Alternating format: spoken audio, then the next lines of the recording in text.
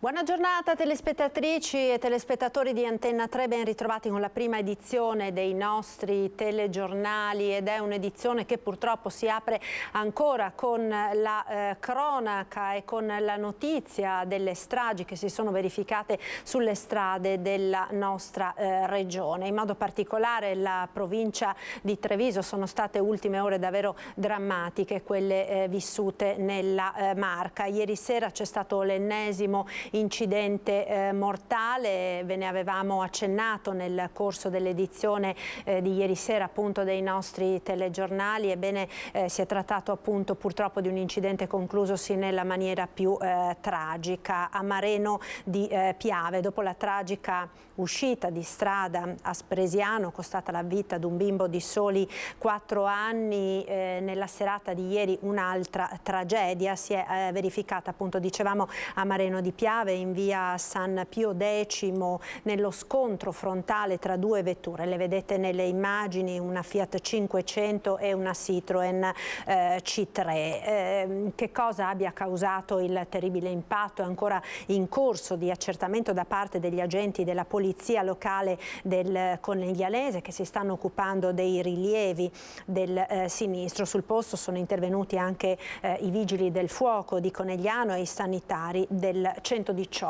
Purtroppo ad avere la peggio è stata Giorgia Pizzinato, una giovane di appena 26 anni, residente poco lontano a Vazzola, era alla guida della Citroen. Tutti i tentativi effettuati da parte dei sanitari per rianimarla sono risultati vani. Purtroppo è rimasta ferita gravemente nello schianto anche l'altra conducente della seconda vettura, una donna di 38 anni di Arcade, che è stata trasportata con l'elicottero all'ospedale di Treviso. Le sue condizioni sono gravi. Una notizia naturalmente che ha lasciato sconvolte 3 comunità, quella di Vazzola, quella di Arcade e quella di Mareno, dove appunto si è verificato l'incidente. Tra l'altro il papà della giovane deceduta, Giorgia Pizzolato, il papà appunto Lucio, è molto conosciuto in paese, essendo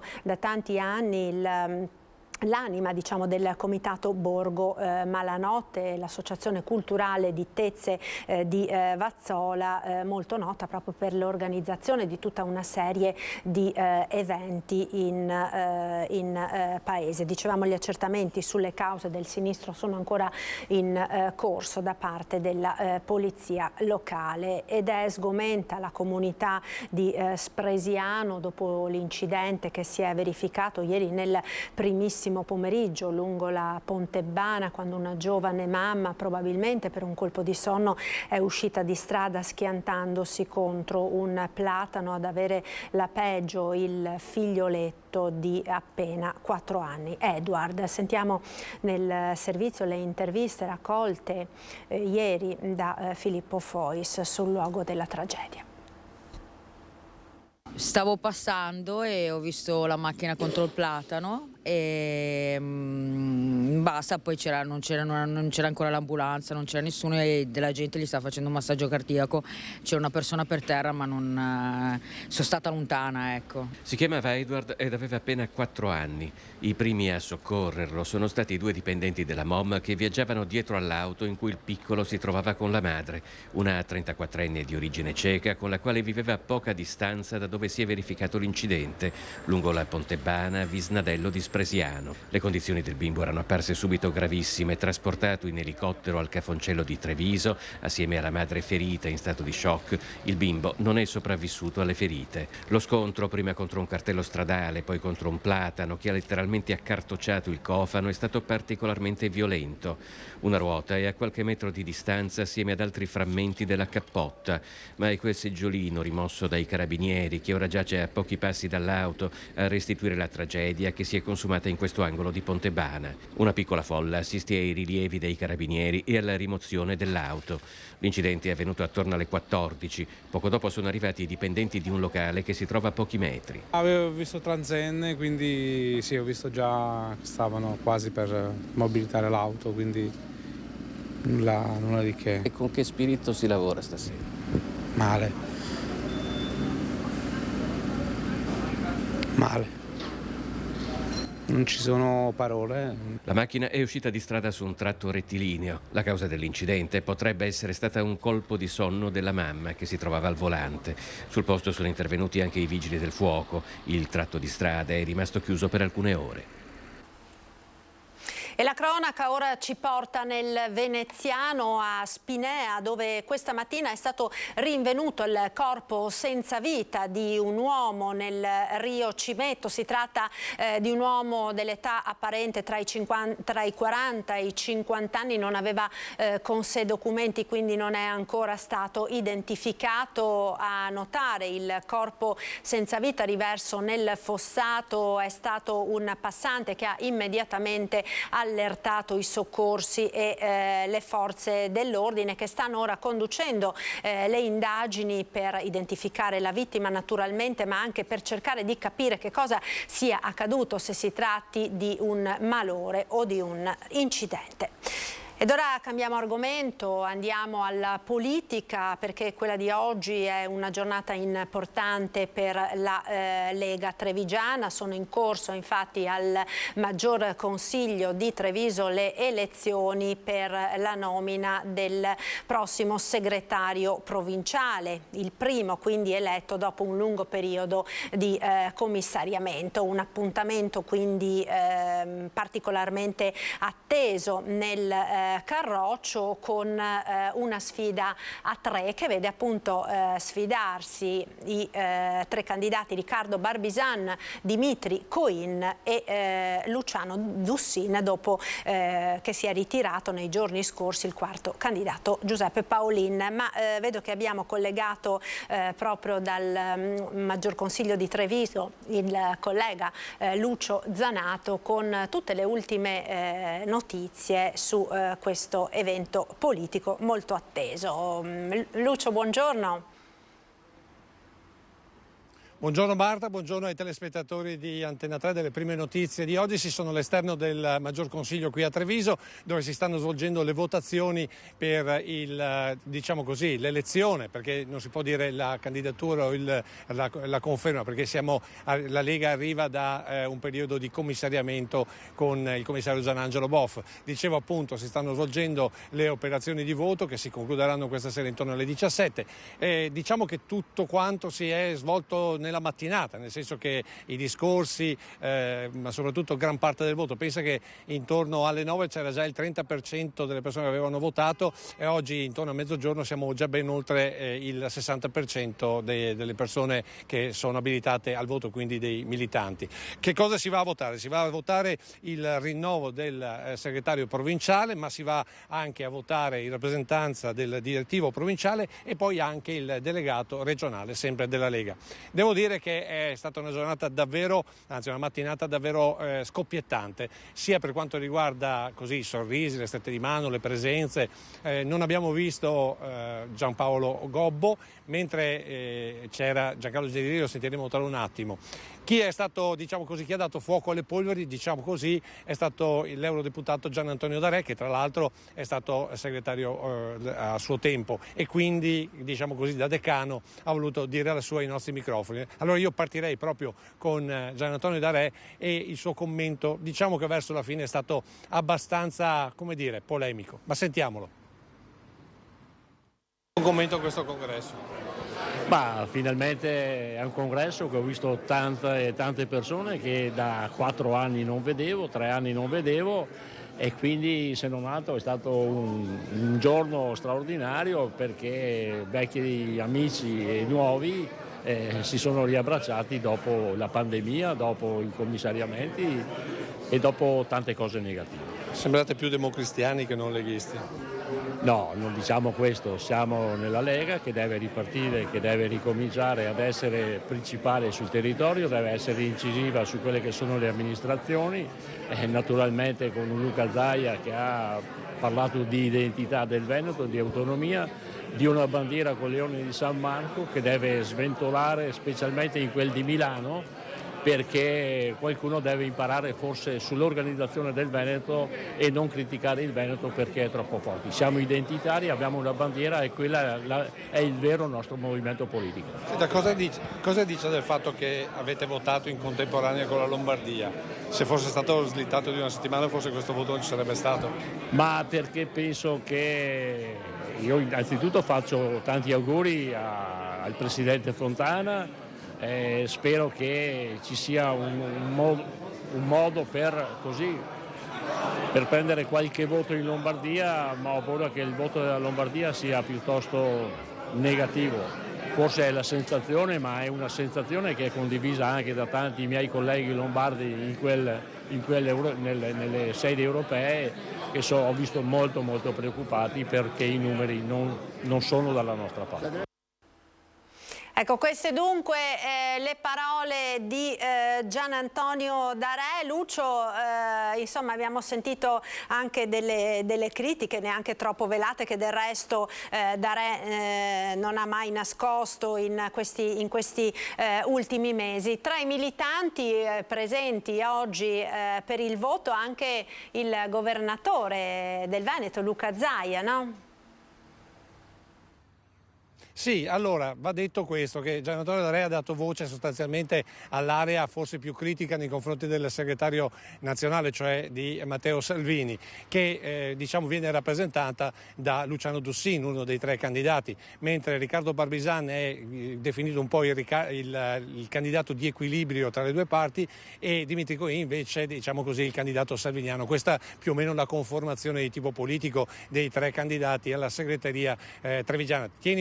Tenete presente che la segreteria trevigiana è molto importante perché, come sentiremo, la Lega sostanzialmente ha uno zoccolo duro qui molto importante, l'ha dimostrato ancora una volta questa volontà di votare da parte dei militanti, e un 60% a mezzogiorno insomma non è cosa da poco, neanche alle elezioni, diciamo così, quelle vere, quelle politiche, quelle diciamo di tutti i cittadini, si arriva più a questi livelli già a mezzogiorno. Sintomo che c'è voglia di esprimere il proprio voto, c'è voglia di dire la propria dopo anni di commissariamento. Questo è quello che è stato detto più volte anche nel corso degli interventi. E proprio invece il Presidente della Regione, tra l'altro c'è un passo che magari faremo sentire questa sera di Gian Antonio Darè, a cui gli ho chiesto a un certo punto alla fine, ma prima avevate un candidato unico nelle scorse tornate elettorali, adesso invece addirittura avete tre candidati. Lui ha detto così un po' scherzosamente: prima eravamo un partito definito bulgaro, adesso siamo quasi un partito anarchico. E proprio su questa battuta sentiamo la risposta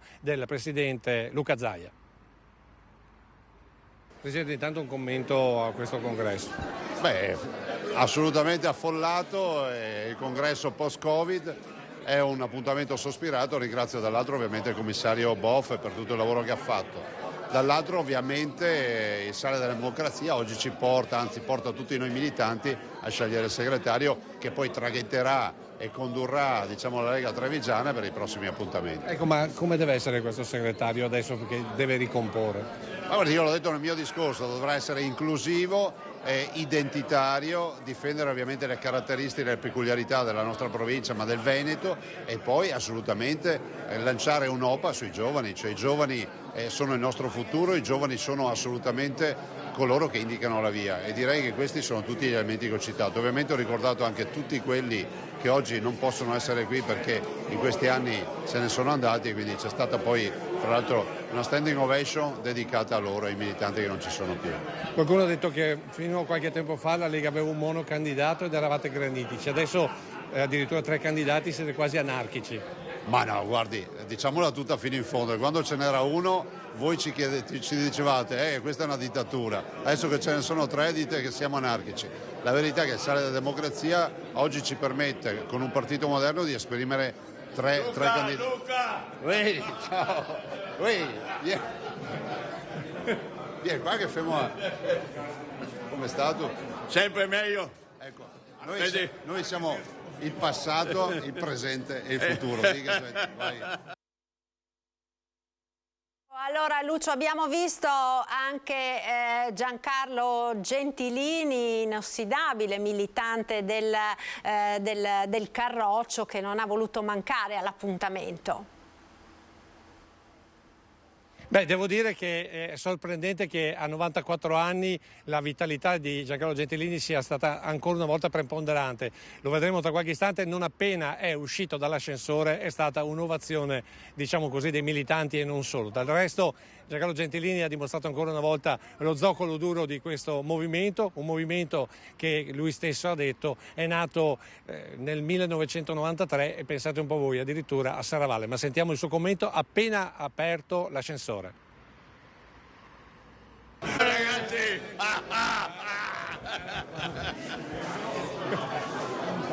Benone, però vedo poco verde qua.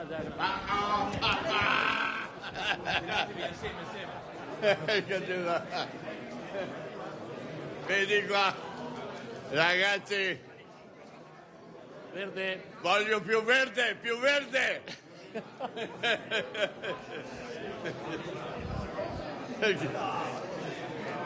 È il segreto, è il DNA suo, dove il laboratorio già studiati. Guarda che guarda che tutti sti qua sono qua perché nel 94 io ho vinto, altrimenti sarebbero tutti dei desperidos, hai capito?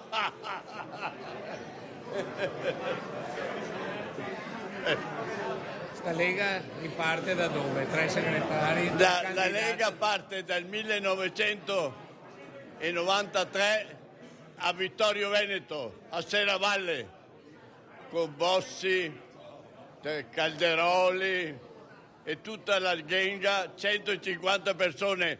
La Lega è nata a Vittorio Veneto e tutti sono montati poi sul mio carro. Ricordatevi, perché non sarebbe nessuno qua se io non avessi vinto il comune di Treviso, sia chiaro. Ecco, allora Lucio, queste le parole di Giancarlo Gentilini, dal sindaco di ieri di Treviso al sindaco di oggi, no? Perché è presente per il voto anche il primo cittadino di Treviso, Mario Conte.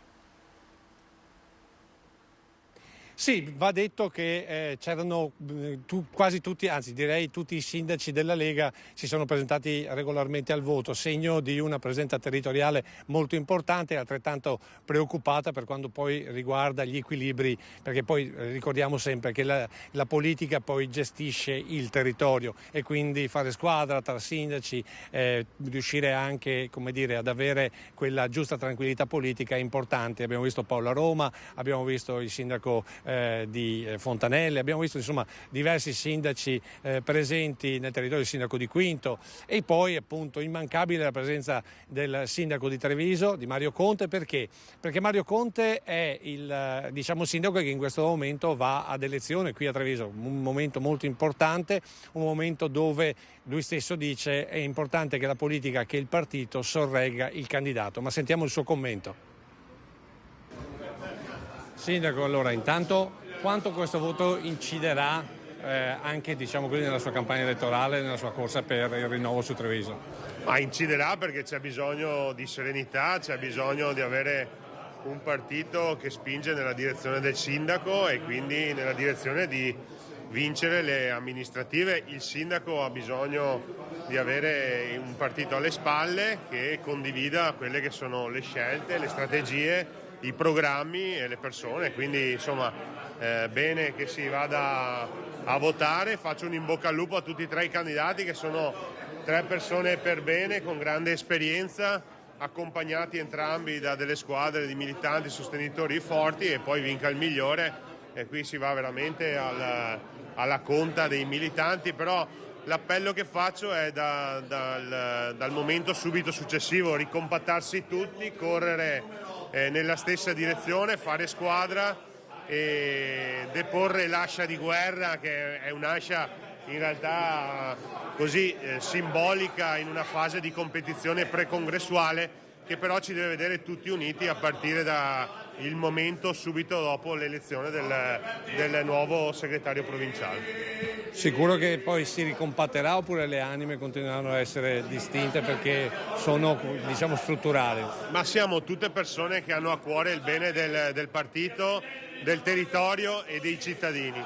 Per questo sono convinto che prevarrà lo spirito di responsabilità e ci ricompatteremo tutti attorno al nuovo segretario provinciale, al quale faremo tutti un grande in bocca al lupo. È fondamentale lavorare in squadra per riportare centralità a Treviso e alla provincia di Treviso anche da un punto di vista politico. Sotto il profilo, diciamo così, di elezioni, è preoccupato per il voto sulla Lombardia? No, assolutamente. La Lombardia, dove tra l'altro prevedo una vittoria del centrodestra, ovviamente probabilmente rispecchierà quello che è l'andamento nazionale in questo periodo, e quindi ben venga se ci sono alleati forti, poi la partita di Treviso è tutta un'altra partita. Ecco, allora Lucio, queste le parole del sindaco di Treviso, Mario Conte. Dicevi, insomma, la maggioranza dei militanti ha già votato questa mattina. Il clima, al di là delle risate, diciamo, e delle pacche sulla spalla, però è sicuramente quello di una forte tensione sotterranea, no? Ne abbiamo parlato molto in queste ultime settimane. Il fatto stesso che Mario Conte abbia parlato di ascia di guerra la dice lunga, insomma, no? sulla situazione all'interno della Lega della Marca. Che clima hai riscontrato? Assolutamente hai centrato, al di là dei sorrisi, delle pacche sulle spalle, dei caffè, del prendersi sotto braccio, si taglia insomma con l'ascia proprio la tensione, perché c'è competizione, inutile dire. Da una parte inevitabilmente c'è, fra virgolette, un esame alla segreteria di Matteo Salvini, che qui, ma in genere l'ha dimostrato il voto in questo territorio, è mal digerita. D'altra parte invece c'è, diciamo così, l'area che guarda più a Luca Zaia, e quindi, diciamo, un'alternativa che però diciamo, non può avere una risposta politica oltre certi livelli. In mezzo invece c'è quella che potremmo definire la mediazione, ed è per questo che Radio Lega dice in questo momento che Riccardo Barbisan dovrebbe avere un considerevole vantaggio sia su Luciano Dussin che su Dimitri Coin, anche se probabilmente lo spareggio, diciamo così, quello che dice Radio Lega, stando a sentire ben informati, sarebbe un Riccardo Barbisan, un Dimitri Coin e per ultimo Luciano Dussin. Segno anche che l'area bossiana, chiamiamola così, è in fase di archiviazione, potremmo definirla così. Insomma, comunque il voto si chiude alle 17, finché le urne non sono chiuse e lo spoglio non è stato fatto, non si può dire chi poi da domani mattina comincerà a governare la segreteria provinciale della Lega, tenendo presente che poi c'è il confronto con le altre segreterie provinciali per creare un rapporto diretto del Veneto con la Lombardia e insomma con le altre forze, con Via Bellerio. Abbiamo sentito sin dall'inizio la critica appunto di Tony Darè, che di queste esperienze ne ha abbastanza, anzi per non dire molto. Certo è che questo poi naturalmente va a giocare anche sugli equilibri politici all'interno delle varie amministrazioni, partendo da quelle comunali, i rapporti, non dimentichiamo poi il rapporto con Fratelli d'Italia. Magari questa sera sentiremo anche il commento di Marzio Favero, che noi ricordiamo anche per essere, tutti ricordano, per essere identificato un po' come l'intellettuale della Lega, e lui dice: noi dobbiamo ripensare questo partito, perché noi non ci possiamo identificare in Fratelli d'Italia, siamo un partito non centralista ma siamo un partito federalista, e quindi qui sta un po' la contraddizione, anche perché qui si dice, ripartendo da un segretario diciamo di coesione, però con le idee chiare, vuol dire anche andare a recuperare quei voti che sono stati drenati da Fratelli d'Italia, proprio perché la Lega forse aveva perso parte della propria identità. Parliamo della Lega Veneta, insomma della Liga, nei confronti della Lega Lombarda. Quindi giochi da vedere, che noi seguiremo ovviamente oggi pomeriggio e vi racconteremo questa sera.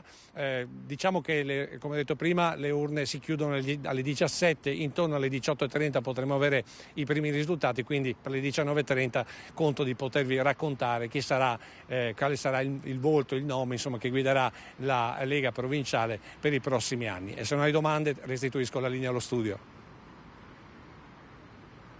Abbiamo visto quello che è successo in altre province che hanno già votato, per esempio Padova, per esempio Verona, e le polemiche molto accese che hanno contraddistinto soprattutto le nuove militanze, cioè questi nuovi militanti che si dice siano stati arruolati, spuntati dal nulla per un voto tra virgolette diciamo ad hoc. Se ne è parlato in questi ultimi giorni anche a Treviso? Ma devo dirti invece la verità, parlando sempre con i ben informati, cioè con le persone che in questo momento stanno seguendo le votazioni, non si dovrebbe verificare quello che invece si è verificato a Padova, il conteggio delle schede, le polemiche e quant'altro. Qui mi hanno detto molto direttamente, guarda, qui sta andando tutto in maniera molto tranquilla, molto serena, abbiamo voluto, va detto anche che la stampa, sia per quanto riguarda gli incontri diciamo tra militanti nei giorni scorsi, le scorse settimane noi siamo stati a Povegliano l'altra sera, che anche oggi non è stata ammessa all'interno delle discussioni politiche e quindi dà un segnale, diciamo così, di confronto diretto, di chiarezza di punti di vista, e quindi bene o male insomma la gente i leghisti insomma si sono guardati negli occhi, e chi doveva votare ha votato, chi ha scelto, insomma si sa da dove si va a parare e da dove si viene, quindi non credo ci saranno incertezze sulla votazione, non credo ci saranno ricontegi, polemiche e quant'altro, perché diciamo che i giochi sono abbastanza fatti qui a Treviso. Questa è la sensazione qui dal Maggior Consiglio. Grazie allora Lucio, grazie per questo collegamento. Naturalmente vi terremo aggiornati sul congresso della Lega in corso appunto al Maggior Consiglio. Buon lavoro al collega Lucio Zanato. Noi ora ci fermiamo per qualche istante di pubblicità, linea alla regia. A tra poco.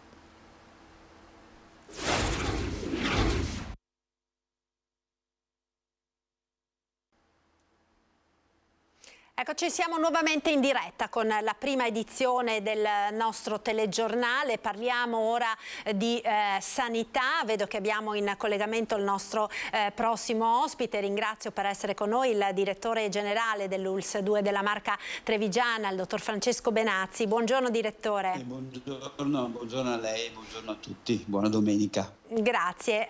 Allora cominciamo subito perché la giornata di oggi è una giornata che potremmo dire segna un momento storico per Treviso dell'era post pandemia. Chiude di fatti il Covid Point all'ex Dogana, quella struttura diciamo che in questi ultimi 2 anni e mezzo è stata un po' il simbolo, no? per Treviso del Covid e della pandemia, con le prime vaccinazioni peraltro in drive-in effettuate lì, poi le lunghe file per i tamponi, fino ad arrivare ai dati di oggi che fortunatamente insomma stanno vedendo un virus sempre più in regressione, no?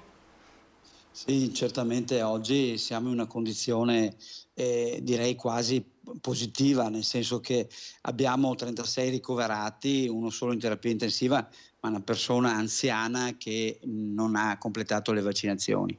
L'influenza sta ancora dando qualche ricovero, una decina di ricoveri, però devo dire che la situazione sta decisamente migliorando in tutti i sensi.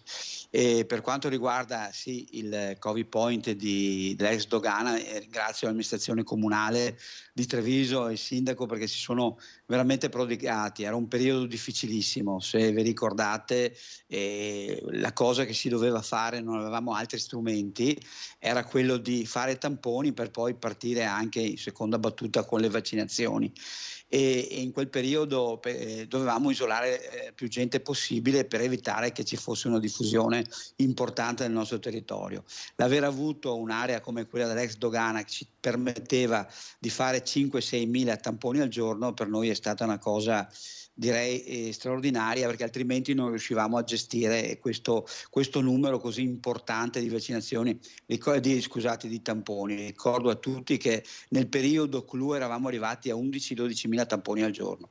Mi scuso ancora oggi ovviamente con la gente che doveva fare code. Io ho un ricordo di una coda in tangenziale che avevamo gestito poi, e ringrazio le forze dell'ordine, tutta la tangenziale fino alla rotatoria di San Lazzaro. Quindi immaginate che quanta gente era interessata e quanta gente doveva essere isolata. È stato un periodo difficile. Oggi ci trasferiamo nella sede di Castrette, dove c'è il centro vaccinazioni, perché il numero di tamponi che facciamo non supera i 300 al giorno. Ecco direttore, quindi si farà tutto ora alla sede appunto dell'ex Maber, dove sede insomma già molto conosciuta dai trevigiani appunto per le vaccinazioni, che sembrava in un primo momento dover essere diciamo dismessa per trasferirsi da un'altra parte, ma invece così non sarà.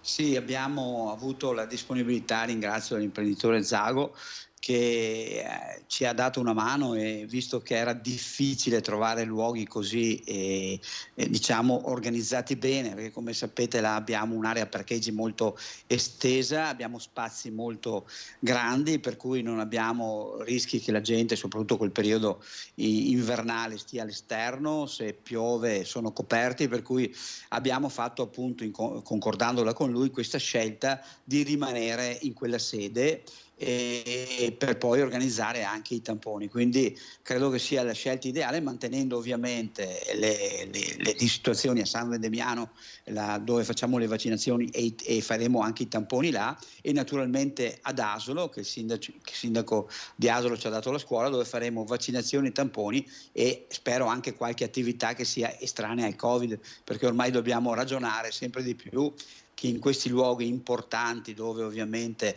abbiamo passato buona parte del nostro tempo a gestire il Covid, oggi diventeranno delle aggregazioni per fare le vaccinazioni per tutti, dai minori fino agli adulti, perché abbiamo vaccinazioni importanti da fare, dall'herpes zoster al pneumococco a tutte le vaccinazioni per i bambini. Quindi queste aree serviranno oggi per fare queste cose, quindi non le abbandoneremo, ma le organizzeremo in modo diverso. Ecco direttore, lo dico naturalmente facendo tutti gli scongiuri del caso. Archiviato il Covid, quali sono le nuove sfide che attendono ora la sanità trevigiana? La sfida più importante ritengo che sia quella delle liste d'attesa. Abbiamo avuto 2 anni, come tutti ben sappiamo, dove abbiamo avuto un accumulo di visite, chiaramente, che abbiamo dovuto sospendere per i problemi del Covid.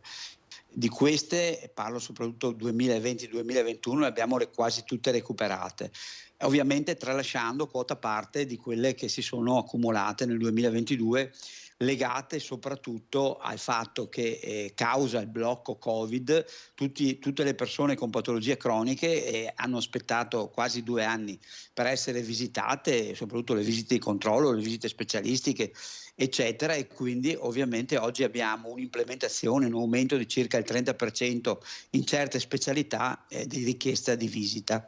Quindi stiamo organizzando il sistema, ovviamente con le risorse che abbiamo, perché chiaramente specialisti non è che li riusciamo a produrre, purtroppo. È una cosa che dico e ribadisco sempre: magari potessimo assumere. Noi abbiamo l'autorizzazione, potessimo assumere tutti. Noi abbiamo l'autorizzazione da parte della regione di assumere tutti gli specialisti che vogliamo. È chiaro, facciamo i bandi noi a tempo determinato, fanno gli avvisi a tempo indeterminato azienda zero, che è l'organo preposto per fare appunto ricercare professionisti a tempo indeterminato, e purtroppo spesso questi vanno a vuoto, oppure abbiamo 20, 30, 40 professionisti per l'intero Veneto. Quindi è chiaro che siamo in un momento di estrema difficoltà. Noi, come spesso abbiamo detto, le scuole di specialità, dopo i vari appelli, si sono attrezzate, e quindi a fine 2024, inizi 2025 avremo gli specialisti, che poi serviranno anche per le case di comunità. E purtroppo oggi dobbiamo organizzare il sistema, quindi stiamo organizzandolo con la telemedicina, il teleconsulto, cercando in qualche modo di lavorare con la medicina in famiglia sulla appropriatezza prescrittiva, in modo tale da evitare soprattutto dal punto di vista radiologico, esami che possono essere risolti tranquillamente senza fare un RM, una risonanza magnetica o un TAC, ma con un semplice esame di radiografia appunto della zona interessata, oppure mandando a fare visita specialistica senza utilizzare l'alta tecnologia. Stiamo facendo questo con l'applicazione anche dei RAO che sono stati determinati da linee guida regionali, e speriamo che anche questo ci aiuti ovviamente a organizzare meglio il sistema. Ecco direttore, a questo proposito c'è una notizia che è proprio di questa mattina sui giornali che sta destando un po' di preoccupazione, ed è quella del numero chiuso nelle università, e tra Veneto e Friuli Venezia Giulia ci sarebbero 56 posti in meno, quindi diciamo non andiamo nella direzione auspicata. Sì, guardi, so che il Presidente Zaia e anche i Presidenti di Regione hanno fatto una pressione molto importante sul Ministero per poter aumentare il numero di partecipanti, passi il bisticcio al numero chiuso di medicina. Sì, questo è un po' preoccupante. Comunque le devo anche dire che il vero gap, cioè il vero rischio che noi abbiamo, non è tanto nelle scuole di medicina, nell'università, che bene o male in qualche modo oggi sforna un buon numero di colleghi che poi diventeranno medici, i nostri medici, ma il problema era soprattutto l'imbuto che si creava nelle scuole di specialità, perché a fronte di 8.000-9.000 laureati, alla fine le scuole di specialità avevano sostanzialmente posti e spazi per 5-6.000 persone. Allora è chiaro che qua andavano potenziate le scuole di specialità, cosa che è stata fatta e che quindi sta dando ovviamente dei risultati, perché come le dicevo nel 2025, alla fine del 2025 partiranno gli ospedali di comunità e noi avremo bisogno di specialisti per creare la rete come è prevista dal DM 77, e per fortuna questi li avremo. Direttore, un'ultima criticità è quella che riguarda i medici di famiglia, i medici di base. La novità, insomma, di questi ultimi giorni sembra essere quella di allungare l'età della pensione, quindi i condotti che lo vorranno naturalmente potranno andare in pensione a 72 anni. Questa diciamo, potrebbe essere una buona notizia per Treviso? Sì, è sicuramente una buona notizia, perché come dicevo quest'anno noi abbiamo 12 colleghi che compieranno i 70 anni e quindi noi chiederemo loro di poter rimanere fino a 72 anni. Ma quello che è importante, perché rimanere, come diceva oggi, ho letto un articolo su un quotidiano locale, un collega di San Donà che diceva sì, io non resto fino a 72 perché la burocrazia è di impedimento, cioè non riesco a gestire bene il mio lavoro. Beh, ecco, per fortuna la Regione Veneto ha fatto una delibera che dà la possibilità a chi ovviamente resta e chi passa da 1.500 a 1.800 mutuati di avere il segretario, di avere l'infermiere in più. Questo aiuta sicuramente il medico in famiglia e lo agevola e gli fa evitare tanta burocrazia, perché è vero, purtroppo devono scrivere tante cose, devono rispondere a tante richieste ministeriali per i flussi, e quindi avere il personale di studio, chiamato così, quindi l'amministrativo e l'infermiere, sicuramente li agevola e li aiuta. Questo credo sia la vera forza, cioè noi dobbiamo quindi chiedere a questi colleghi di accettare di rimanere solo per questi 2 anni, per 2 anni e mezzo, perché poi ci saranno i giovani che entreranno e magari i colleghi potranno fare il tutoraggio. Però io credo che sia fondamentale, ecco, che agevolarli in qualche modo per evitare appunto che questi decidano di non restare fino a 72 anni. Il modo per agevolarli è dare l'assistente di studio e dare ovviamente l'amministrativo, quindi, e l'infermiere. Direttore, un'ultima domanda che è legata purtroppo ai fatti di cronaca di queste ultime ore in provincia di Treviso, la piaga degli incidenti stradali che continua purtroppo a mietere vittime. Sappiamo che l'ULSS 2 anche su questo fronte è impegnata con diversi protocolli che sono stati sottoscritti, no? con la provincia, con la regione, con i sindaci.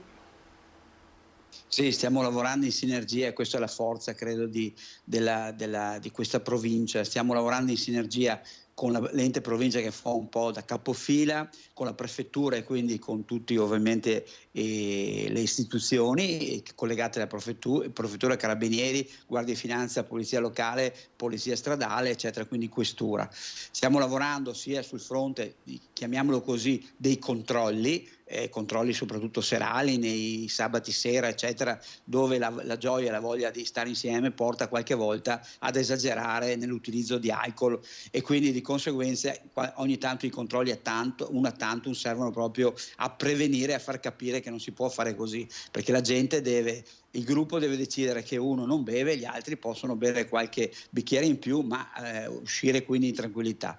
Contemporaneamente si sta lavorando con le scuole e quindi col provveditorato, con la professoressa Sardella, in modo tale da iniziare una cultura dell'utilizzo quindi di un mezzo che io la chiamo: la macchina è un'arma in mano a una persona, per evitare l'uso di cellulari durante la guida, per evitare appunto l'abuso di sostanze quali l'alcol e per utilizzare i mezzi di protezione, le cinture e il casco se si va in moto. E contemporaneamente abbiamo fatto un protocollo noi a parte, che adesso lo renderemo esecutivo con le autoscuole, per mandare una giornata, un pomeriggio dei nostri operatori, ma in particolare persone che si sono rese disponibili, che hanno avuto un incidente e purtroppo da questo incidente hanno subito dei danni importanti, a spiegare ai giovani che stanno facendo la patente quale possa essere il rischio di un incidente in macchina, perché spesso e volentieri succede che non succede niente, nel senso che uno riesce in qualche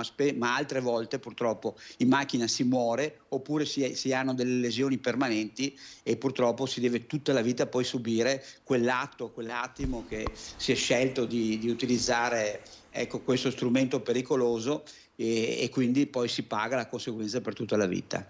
Ecco, se ne parla da tempo, direttore, di questo protocollo con le autoscuole. Quando partirete dunque? Guardi, lo stiamo completando, abbiamo trovato anche, li ringrazio, le persone che hanno avuto incidenti importanti, che si sono rese disponibili ad andare a parlare a questi ragazzi giovani che fanno l'esame di scuola guida, e quindi credo che nei primi di marzo partiremo con questo protocollo, vedremo che effetti ha e poi lo estenderemo anche ad altre autoscuole, ovviamente su base volontaria. Direttore, io la ringrazio davvero per essere stato con noi. Grazie a voi. Grazie, una buona giornata e una buona domenica. Grazie a voi, buona domenica a tutti, grazie ancora.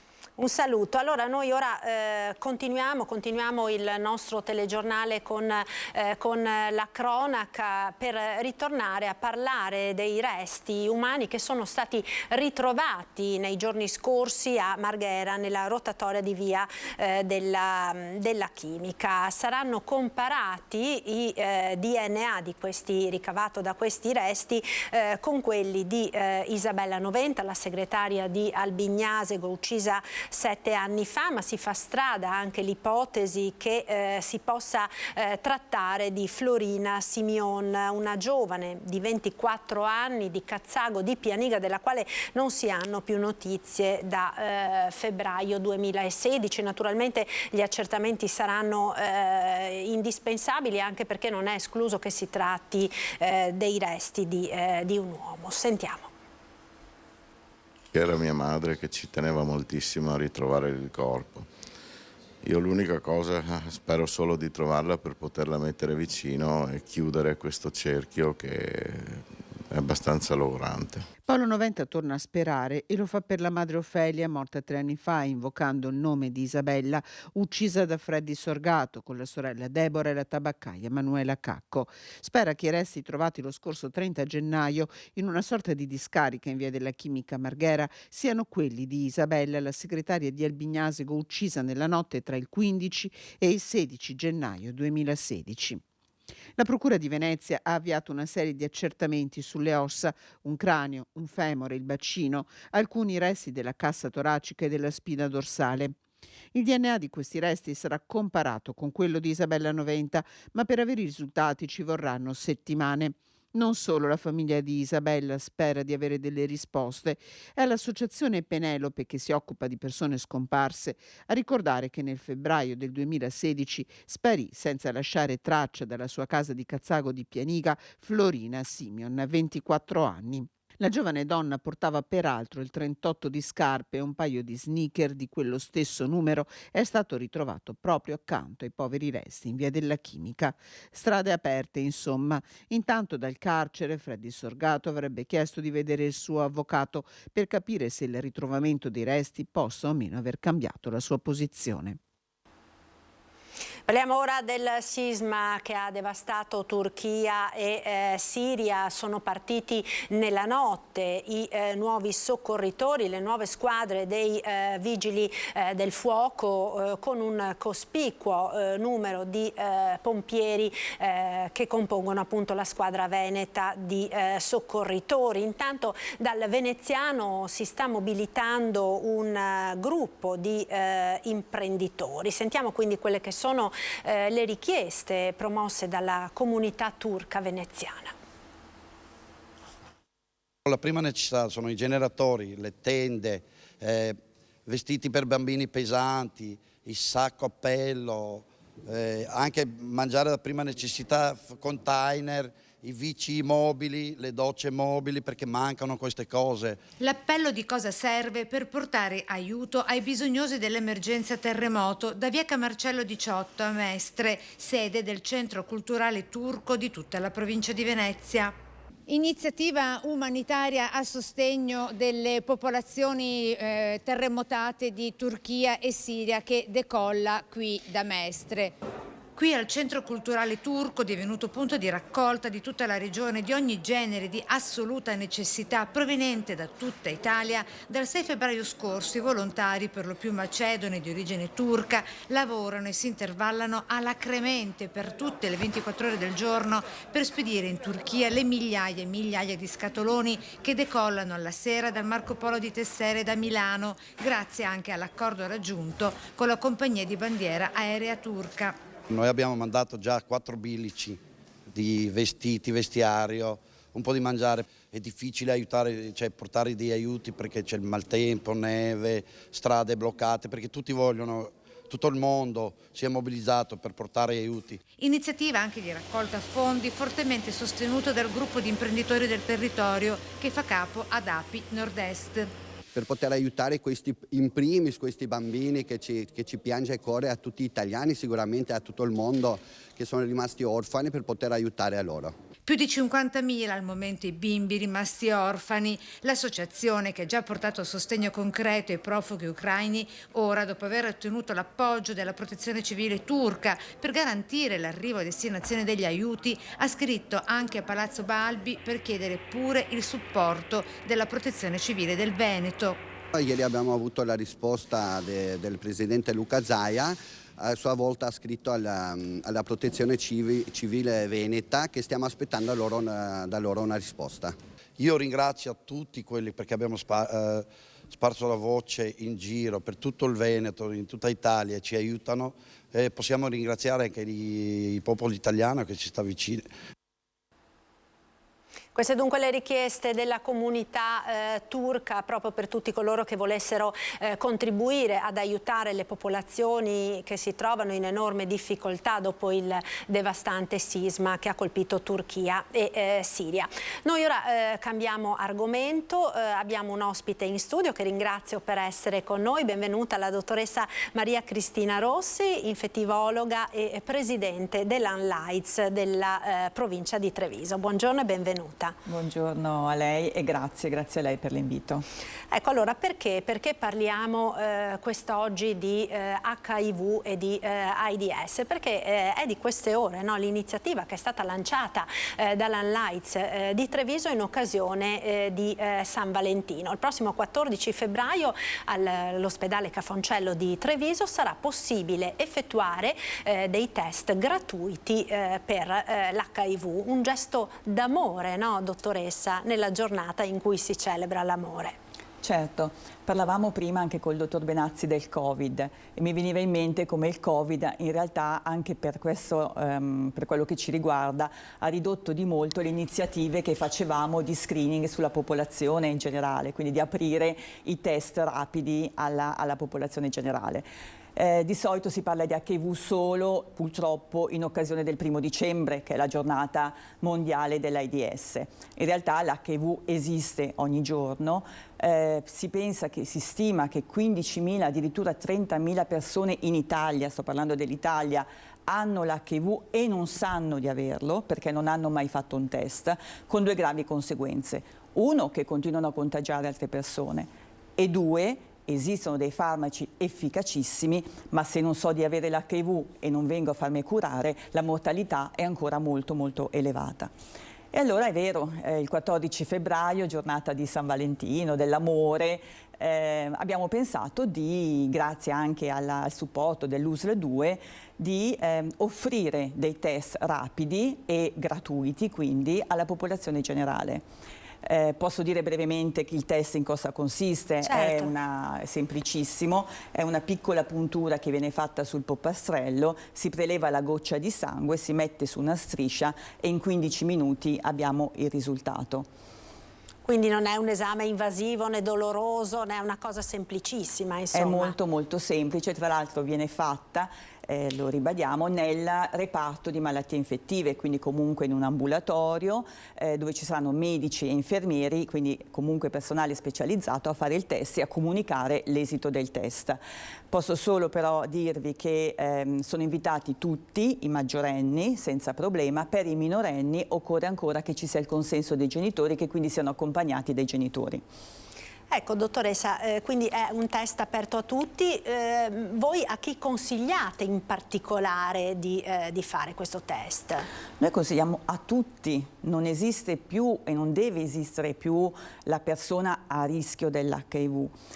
Una volta, se vi ricordate, oppure quelli della mia età che se lo ricordano, quando nasceva l'HIV nasceva come peste gay, e questo purtroppo ha portato alle persone a pensare che se io non sono omosessuale, quindi non ho rapporti omosessuali, o non faccio uso di sostanze stupefacenti, perché all'inizio della pandemia colpiva soprattutto le persone che facevano scambio di siringhe non usate, allora io non sono a rischio di HIV.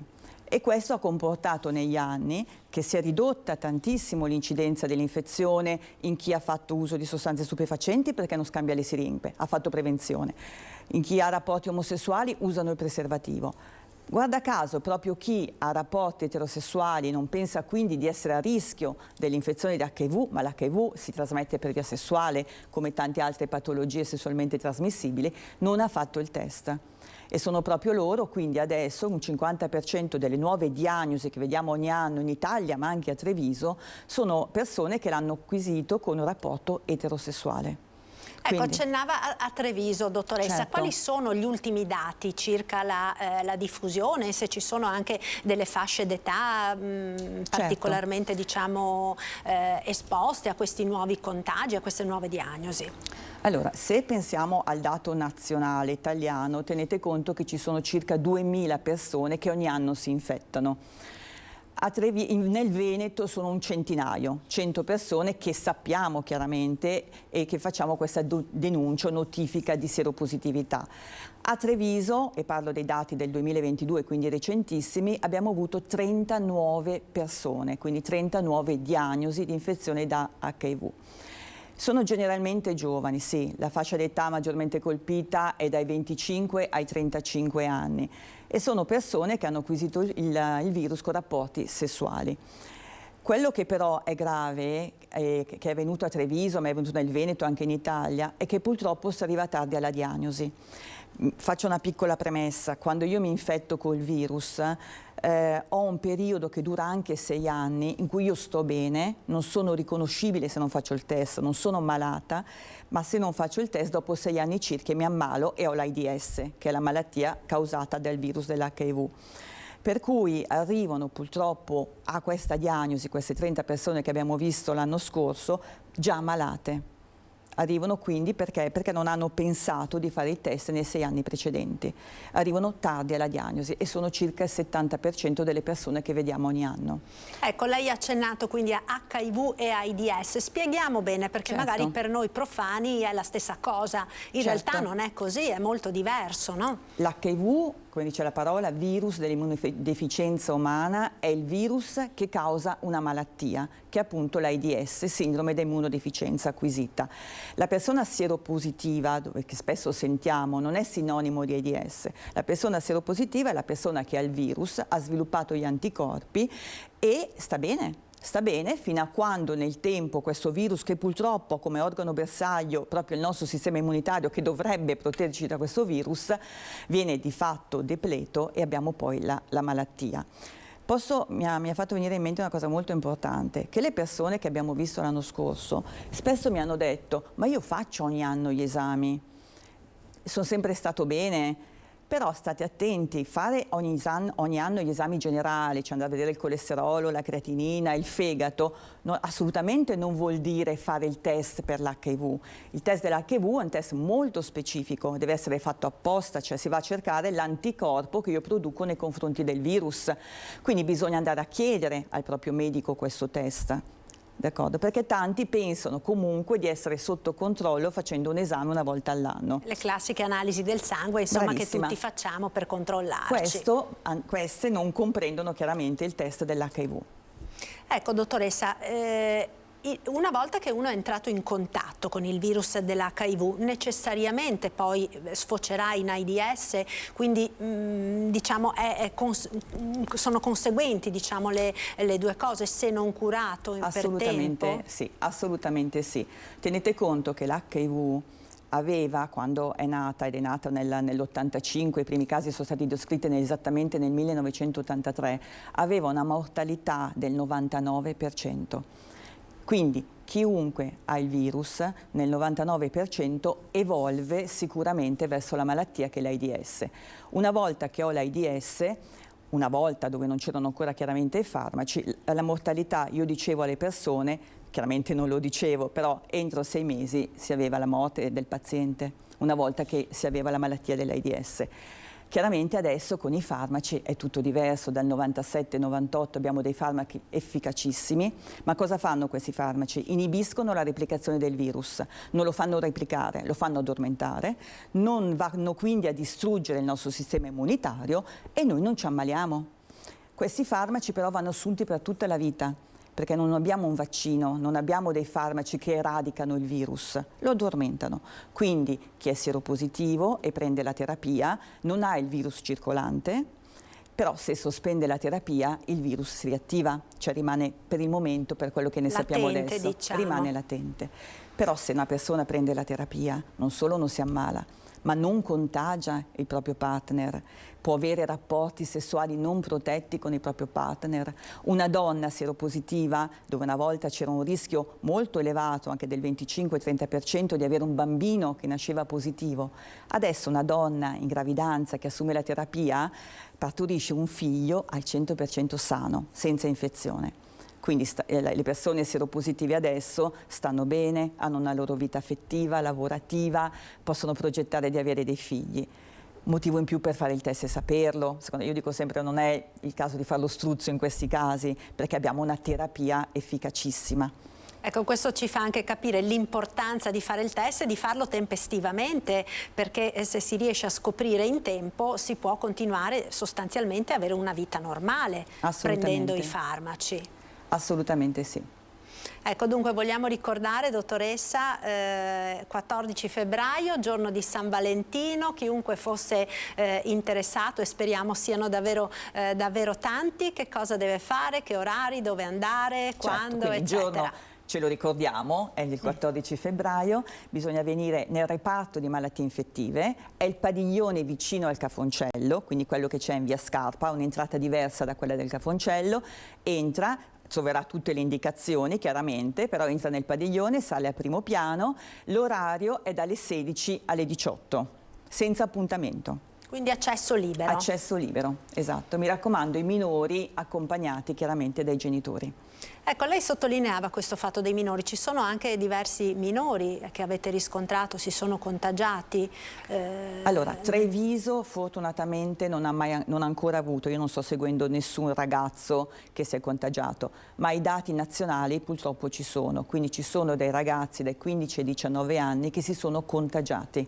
Quindi nuove diagnosi in questa età, quindi anche minorenni, sì. Quindi insomma è importante quando certo. si cominciano ad avere rapporti sessuali assolutamente sì. Parlarne eventualmente con il proprio medico, parlarne con i propri genitori, parlarne con voi, insomma, se qualcuno magari non ha il coraggio, perché immagino che sia alle volte anche un po' difficile, soprattutto magari per i più giovani, affrontare certe tematiche, no? Perfettamente ragione, ha colto proprio il segno.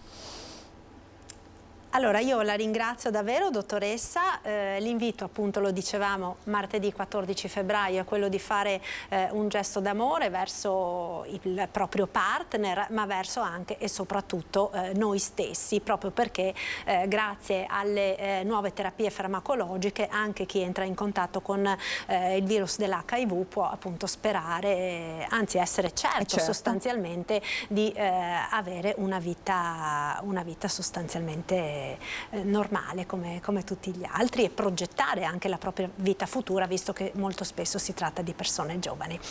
Grazie ancora allora alla dottoressa Maria Cristina Rossi, infettivologa e presidente dell'Unlights di Treviso. Noi ora ci fermiamo per qualche istante di pubblicità. Linea alla regia. A tra poco.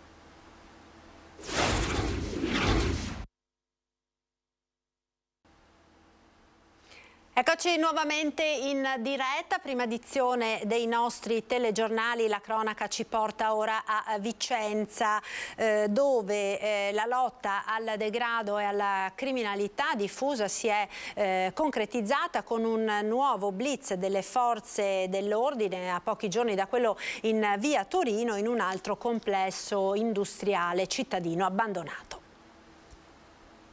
Quartiere Ferrovieri, l'enorme stabilimento abbandonato ex Lanerossi. Qui il blitz delle forze dell'ordine è scattato poco dopo l'alba. Gli agenti hanno perquisito l'intera area alla ricerca di numerosi soggetti che abitualmente bivaccano in giacigli di fortuna. I poliziotti hanno ritrovato numerose tracce evidenti di chi utilizza questi luoghi come punto di riferimento per compiere attività illecite. Sono stati impiegati più di 30 uomini appartenenti alla Polizia di Stato, alla Guardia di Finanza e alla Polizia locale. E all'interno sono stati trovati due persone, 2 cittadini italiani, che sono stati immediatamente allontanati e nei loro confronti ho emesso 2 misure di prevenzione personale. È chiaro che vi sono altre componenti che dovrebbero intervenire e che si spera che intervengano, soprattutto le proprietà, per far sì che questi edifici vengano messi in sicurezza e non vengano più utilizzati per compiere reati o comunque per dar rifugio a persone che vivono nell'illegalità. Prosegue, come annunciato, lo sforzo straordinario congiunto dell'amministrazione comunale e gli organi di polizia per debellare il degrado sociale degli edifici abbandonati in città. Dopo l'intervento in via Torino, le perquisizioni proseguiranno anche negli altri quartieri. La commistione di sbandati e criminalità diffusa che qui trovano alloggio rappresentano un problema complesso che va risolto affrontando i numerosi ambiti. L'uso della sola azione di forza della polizia non basta. Noi nella zona abbiamo già favorito, vicino all'asilo della Nerossi, un'opera di riqualificazione, favorendo appunto lo sviluppo urbanistico urbano di alcune aree. Dal punto di vista della Nerossi sono decenni che purtroppo si trascina questa situazione, il dialogo con i privati, dietro c'è anche un fallimento, non è riuscito. Cercheremo di lavorare su delle ordinanze per la messa in sicurezza, per la pulizia e per evitare che altre persone possano infilarsi. Ed ora andiamo a Venezia con il nostro Lorenzo Maier, perché in questa domenica i festeggiamenti per il Carnevale entrano nel vivo con un vero e proprio pienone di gitanti e turisti. Buongiorno Lorenzo. Buongiorno Magda, a te e ai nostri telespettatori, buona domenica. Come sta andando a Venezia in questa domenica? È una bella giornata di sole, un po' fredda, ma insomma sicuramente il bel tempo aiuta, no? A frequentare la città di Venezia in questa domenica. Certo, il meteo è una parte importante, anche perché oggi, come lo è stato ieri, una buona fetta di turisti si è riversata, si sta riversando su Cagli e Campiello della città storica e anche nella terraferma di Mestre, perché c'è il Carnevale con tanti piccoli teatrini che vengono allestiti all'aperto e che raccolgono così con un'animazione estemporanea un po' i bambini, i turisti. Poi c'è ovviamente la sfilata delle maschere, c'è il parco che è stato inaugurato proprio ieri da Maria in Piazza San Marco, dove è un posto gettonatissimo anche per farsi le foto, per partecipare anche al concorso della maschera più bella e originale. Comunque un carnevale importante che ieri poi ha visto lo spettacolo sull'acqua nella splendida cornice dell'Arsenale, che ha visto arrivare le Marie in gondola, con una delle novità di quest'anno che era appunto il corteo acqueo con l'arrivo in Piazza San Marco, un carnevale, forse questo è l'aspetto che è anche molto rincuorante e positivo, che è tornato adesso un carnevale davvero visto in tutto, visto frequentato da turisti da tutto il mondo che stanno arrivando, oltre ovviamente dai veneziani e dai veneti e dal turismo proveniente dal nostro paese, perché come ha detto il direttore artistico del Carnevale Massimo Checchetto, il Carnevale non si vede ma si partecipa al Carnevale, quindi anche una chiamata, ecco, per poter unirsi spontaneamente alle tante iniziative che ci sono e vivere questo Carnevale da protagonisti, non da semplici spettatori. Del resto il tema di quest'anno, che è la ricerca del proprio segno originale, sembra appunto fatto apposta per chiedere un coinvolgimento davvero di tutti. Quindi un Carnevale che è tornato, possiamo dirlo, anche se mancano 10 giorni e da oggi praticamente si apre poi il periodo clou dei 10 giorni della settimana grassa del Carnevale, che poi ha il suo apice giovedì e martedì, un Carnevale che è tornato sicuramente ai livelli pre-Covid, e questa forse è la notizia un po' che tutti aspettavano. Certo, Lorenzo, io ti ringrazio per questo collegamento, naturalmente buon Carnevale a tutti coloro che quest'oggi decideranno di approfittare della bella giornata per visitare il Carnevale di Venezia. Grazie a Lorenzo Maier, buona giornata e buon lavoro. A voi. Grazie. Allora noi ora cambiamo argomento, vedo che abbiamo in collegamento il nostro prossimo ospite. Benvenuto a Nicola Palumbo, consulente aziendale. Buona giornata Palumbo. Salve, buongiorno a lei. Grazie per essere con noi. Allora, tra i tanti temi e le tante notizie di queste ore, ce n'è una che colpisce particolarmente, anche se forse magari passa un po' in sordina in una settimana, diciamo, dominata dal Festival di Sanremo da un lato, dalle polemiche politiche dall'altro, ed è quella che riguarda una singolare, diciamo, evoluzione del mercato del lavoro, in particolare nel nostro territorio, con una fuga dal posto fisso. Parliamo di lavori di tutti i tipi, insomma, dall'operaio sino ad arrivare al grande manager. Che cosa sta succedendo? Beh, allora, questa è una tendenza che noi possiamo riscontrare già dal 2018 circa. ANPALS ci evidenziava in uno studio già alcuni segni di questa nuova strada. Chiaramente poi l'emergenza sanitaria e la pandemia hanno velocizzato questo processo, ma insomma è sempre più chiaro come tante persone, tanta forza lavoro non metta più al primo posto l'aspetto del reddito o del lavoro, come lo intendavamo, come prima cosa in una scelta. Oggi intervengono altri valori, i valori delle proprie passioni, che possano dare spazio quindi a ciò che una persona vuole fare della propria vita, e non per forza questo si riscontra nel posto di lavoro. È una situazione che chiaramente si riscontra di più nelle fasce giovani. Dal 90 in poi, come anno di nascita, possiamo evidenziare proprio una maggiore attenzione a questi aspetti valoriali, e questo si inserisce in un mondo che chiaramente va a più velocità. Da un lato quindi posti di lavoro tradizionali, non per forza aggiornati con le nuove tecniche, le nuove tecnologie, dall'altro esigenze di persone di diversa età nel soddisfare prima di tutto la propria persona e poi il proprio essere dei professionisti o dei lavoratori.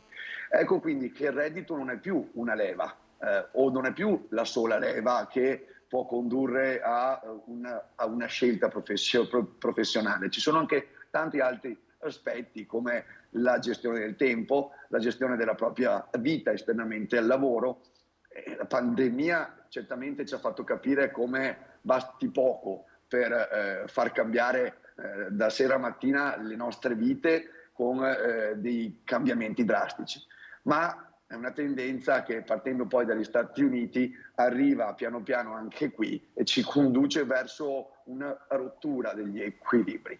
Nel 2021, mi pare, una ricerca del Politecnico di Milano evidenzia come il 40% degli intervistati ha deciso di cambiare lavoro senza averne un altro pronto, diciamo, un altro da poter iniziare. La dimostrazione è che siamo arrivati a un punto dove l'insoddisfazione porta anche a delle scelte drastiche. Rinuncio a un certo status, a non potermi permettere certe cose, ma lo faccio per stare bene rispetto a quello che sento essere la mia ambizione di vita.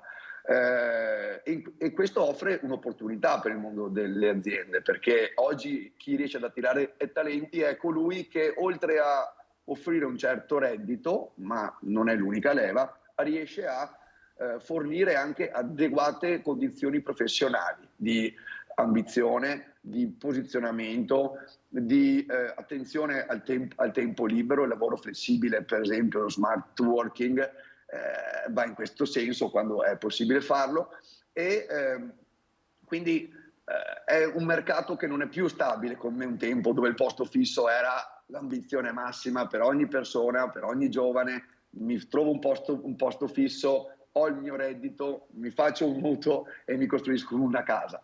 Oggi il mondo sta cambiando molto e le tendenze anche a livello manageriale seguono questo trend. Ecco, questo quindi apre anche nuovi orizzonti per le aziende, no? Come lei sottolineava, con una grande importanza che viene a rivestire il cosiddetto welfare aziendale, no?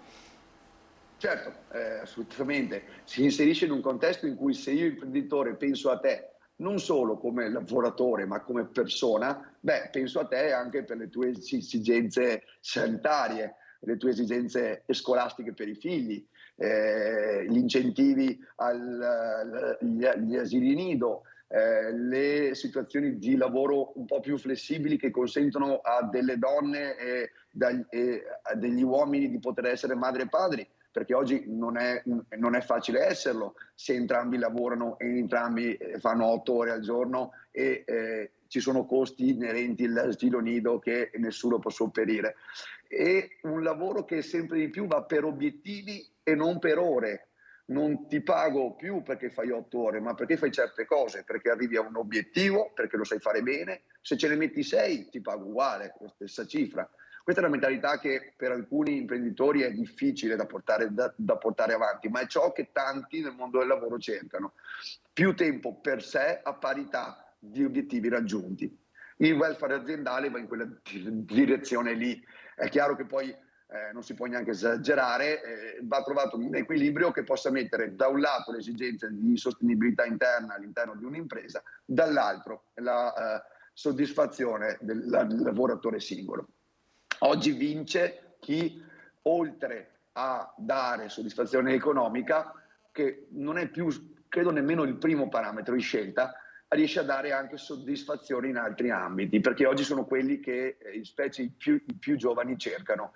Non è un fatto di non hanno voglia di lavorare, come spesso si dice nella vulgata, è proprio un fatto di comprendere che le esigenze di vita stanno cambiando, che il mondo corre velocemente, che il modo di comunicare, di agire di 20 anni fa, di 30 anni fa non è quello che abbiamo oggi, che il lavoro è molto più intenso, possiamo fare molte più cose contemporaneamente perché la tecnica ce lo consente. Oggi possiamo parlare con i nostri clienti contemporaneamente da tutte le parti del mondo, e quindi la nostra testa deve essere sempre pronta, lucida e attenta, cosa che un tempo poteva essere invece molto più orientata al singolo obiettivo. E tutto questo porta a maggiori stress ci fanno comprendere che quello che avviene dopo il lavoro o anche durante il lavoro conta molto di più dell'aspetto reddituale. Ecco, c'è anche un altro aspetto che si collega a questo ragionamento, insomma, che stiamo facendo, che è poi quello dei mestieri, dei nuovi mestieri e del rapporto che c'è ora tra formazione scolastica e mondo del lavoro, in riferimento naturalmente soprattutto ai più giovani. Sì, la scuola è un passo indietro probabilmente, una parte almeno, rispetto alle esigenze del mercato del lavoro. Oggi stiamo formando per mestieri che tra 10-15 anni non esisteranno probabilmente più. E quindi questo crea una spaccatura tra la velocità della tecnica e quella della cultura della formazione. Oggi un giovane che cerca una propria strada e si ritrova un'offerta formativa così limitata in alcuni ambiti, penso ai contesti di digitalizzazione, di capacità di fare codici, quindi di codificare, di creare codici per software, per applicativi, che oggi insomma voglio dire vanno per la maggiore, porta a una spaccatura importantissima e alla disoccupazione. Perché se io voglio fare un mestiere ma non c'è la formazione adatta per portarmi lì, o vado fuori all'estero o sono costretto a fare un mestiere che non mi piace, ma ecco quindi che cercherò delle situazioni per coltivare le mie passioni diversamente. Quindi è un mondo che poi si riconduce all'amministrazione pubblica rimasto indietro, che non è capace di stare al passo con le innovazioni tecniche, che non è capace di stare al passo con la velocità con cui le innovazioni procedono. Un esempio, in Italia ci sono ancora ampie zone dove la connessione a internet è deficitaria o assente e allo stesso tempo abbiamo delle operazioni a cuore aperto o chirurgiche di grande difficoltà fatte da remoto, quindi con il chirurgo in America che fa un intervento in Francia attraverso delle tecnologie adatte. E è chiaro che c'è una differenza enorme tra quello che formiamo, tra ciò che formiamo e le esigenze del mondo. E più lenti siamo ad adeguare la formazione, più difficoltà avremo a creare lavoratori capaci. Ripeto, il 40% dei più giovani, ma non solo, molla un lavoro senza averne un altro. La battuta facile potrebbe essere probabilmente avere i soldi i genitori in casa, ma mi creda che non è solo questo. Non possiamo pensare di avere solo fannulloni in Italia. Ci sono mestieri, direi quasi tutti, o comunque nella percezione tanti, che non ti stimolano, non ti fanno alzare un'ora prima al mattino. E a me hanno insegnato sempre: fai qualcosa che ti faccia alzare un'ora prima al mattino, col sorriso, con la voglia di fare. E questa differenza importante tra tecnologia, comunicazione, formazione e amministrazione pubblica, differenza nelle velocità, ci porta a una profonda crisi che può portare ad opportunità del mercato del lavoro. Grazie, allora io la ringrazio per essere stato con noi, grazie a Nicola Palumbo, consulente aziendale, per queste riflessioni molto interessanti, insomma, sul mondo del lavoro e sul futuro verso il quale noi e i nostri figli stiamo andando. Una buona giornata e un buon lavoro. Grazie.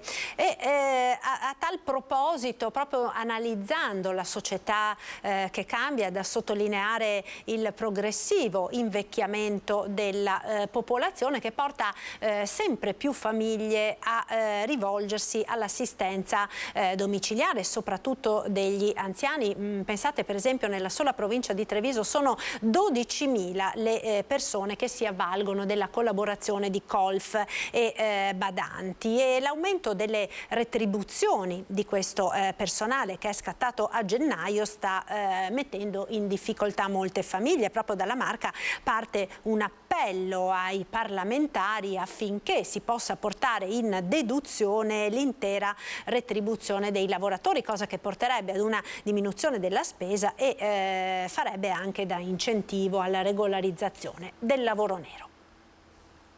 Babysitter, colf e soprattutto badanti, l'adeguamento delle retribuzioni previsto dal contratto nazionale di settore sta mettendo in difficoltà tante famiglie che hanno alle proprie dipendenze questi lavoratori. 12.000 nella provincia di Treviso le persone che si avvalgono di assistenza a domicilio di questo tipo.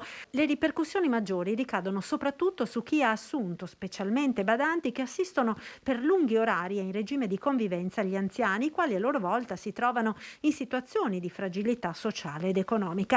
Di qui l'appello inviato dall'associazione Noi con Voi, che rappresenta circa 250 famiglie, ai parlamentari trevigiani. Qual è la richiesta? Che si intervenga con un provvedimento fiscale per consentire alle famiglie di portare in detrazione e deduzione l'intero ammontare del costo del lavoro e quindi da questo punto di vista abbassare il livello fiscale a carico delle famiglie. Un appello che è stato sottoscritto all'unanimità dalla conferenza dei sindaci dell'ULSS 2. È quasi uno stipendio in più nelle mensilità che le famiglie pagano, ma soprattutto portarlo in diminuzione dall'imponibile previsto è sicuramente una misura che diventa fondamentale per ridurre quei costi che sono a carico delle famiglie. Lo ricordo perché l'assistente familiare che è a casa con le persone fragili, noi abbiamo chiesto unitamente all'associazione che questo intervento a livello governativo sia proprio rivolto nei confronti delle persone non autosufficienti e che quindi sono le più fragili. Una situazione che va a pesare sulle famiglie che hanno regolarizzato i rapporti di lavoro e che ora rischia di vedere aumentare il ricorso al lavoro nero già frequente in questo settore. Il futuro deve essere un lavoro serio, un lavoro seriamente retribuito, fatto con persone che hanno le giuste competenze. Ed è tutto per questa prima edizione dei nostri telegiornali. Io vi ringrazio per essere stati con voi al solito. Ci salutiamo dando uno sguardo alle previsioni del tempo per le prossime ore sul nord-est con il nostro meteo. Arrivederci e buon pomeriggio.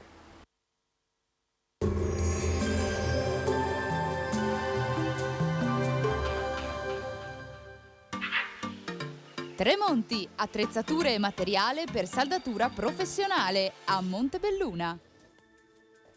Benvenuti al meteo. È ancora l'alta pressione a dominare, ci attende una giornata all'insegna del bel tempo. Il dettaglio di domenica 12 febbraio. Sul Veneto possibili riduzioni della visibilità in pianura nelle ore più fredde.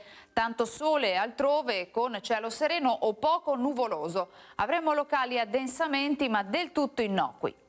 Temperature minime ancora sotto zero, massime in ripresa e comprese tra i 9 e i 12 gradi all'incirca. Spostiamoci ora sul Friuli Venezia Giulia. Anche in questo caso poche novità, cielo in prevalenza sereno. In montagna possibile presenza di nubi basse con foschia a fondovalle. Temperature minime tra -2 e 3 gradi, massime sui 9-13 gradi all'incirca. Infine diamo uno sguardo alla situazione del Trentino Alto Adige, dove il contesto sarà lo stesso. Prevarrà anche qui il sole con nuvolosità più intensa, specie sulla parte settentrionale della regione. Temperature minime intorno ai 3-4 gradi, massime sui 14-15 gradi all'incirca.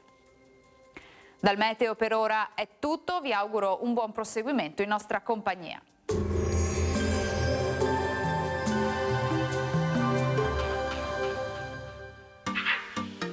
Tremonti, attrezzature e materiale per saldatura professionale a Montebelluna.